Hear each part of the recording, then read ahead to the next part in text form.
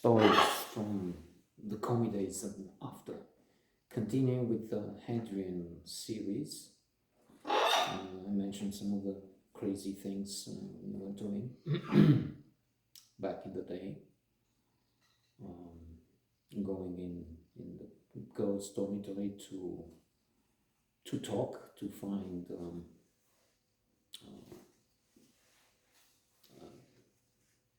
women who will maybe potentially communicate with us and do more.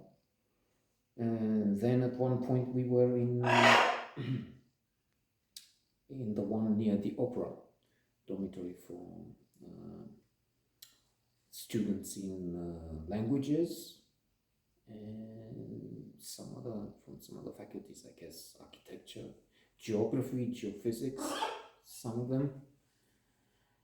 And one could tell, looked at something, was his hand, maybe the palm of his hand, or cards, maybe. And she said some weird things, real weird things, which I didn't know. So it's a question of how did she know? Well, she was clairvoyant, divine gift. No, coincidence. She probably met somebody who gave her the details, but then how come? Because it was a random coincidences, accidents happen. And then there is this thing that I could refer to blink, the power of thinking without thinking. Malcolm Gladwell. The fact that in under 1 minute we take decisions, it's vital in medicine, in war games, and so on, in art.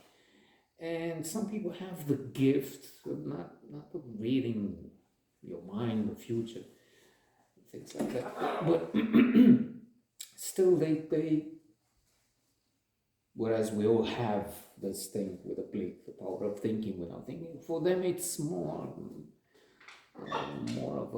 of a gift, an art, and then they train themselves to do it. So there was that.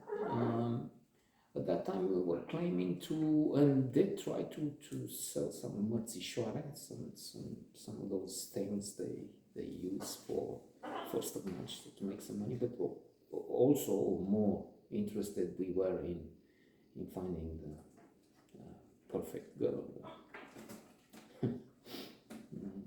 the dream woman, the wonder woman.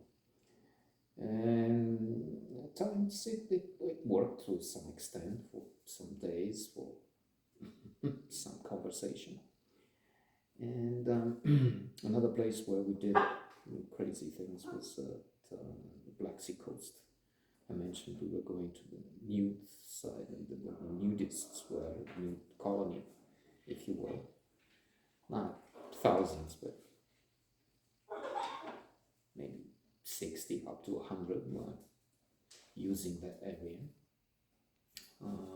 to lay naked in the sun. And then, in our case, it was the place to get acquainted with people. And at one point, I met this woman. Somehow I wasn't. We worked as a pack, a small pack of just two wolves hunting alone. Alone. Just two instead of the large pack. This instance, I was alone, and there's this girl. I talked to her, and it looks like there's potential there.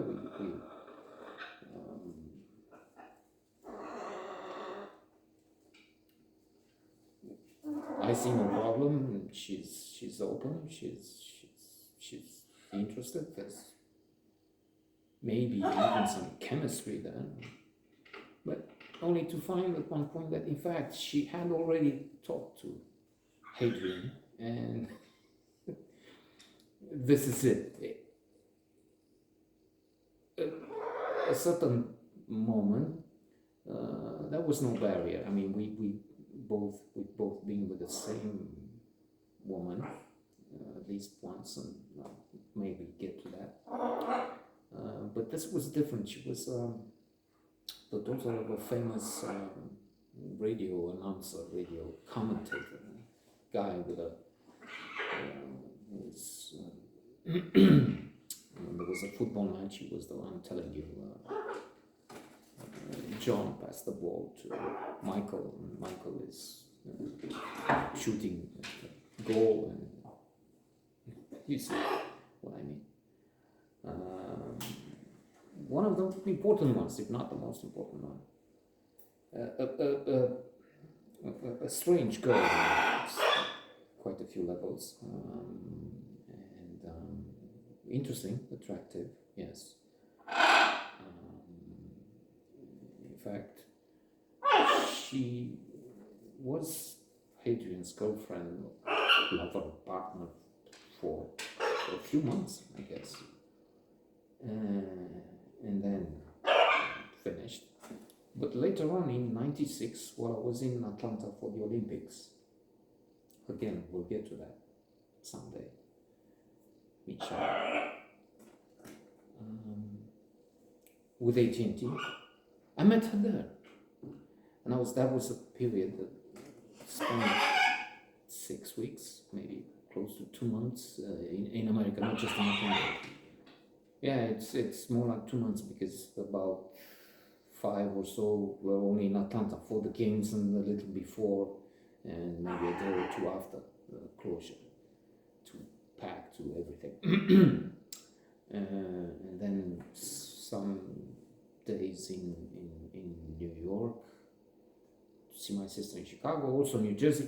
Anyway, in Atlanta, there's this some girl, let's call her that, and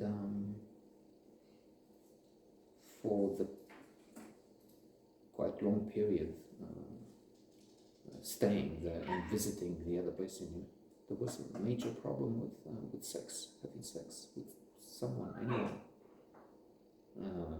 More details to come, as I said. But when I saw maybe there's a little hope here. So I was trying to convince her that, well, we know each other. We always had something spark, something when we first met, but then, I mean, no, there wasn't any. I'll get back to this tomorrow.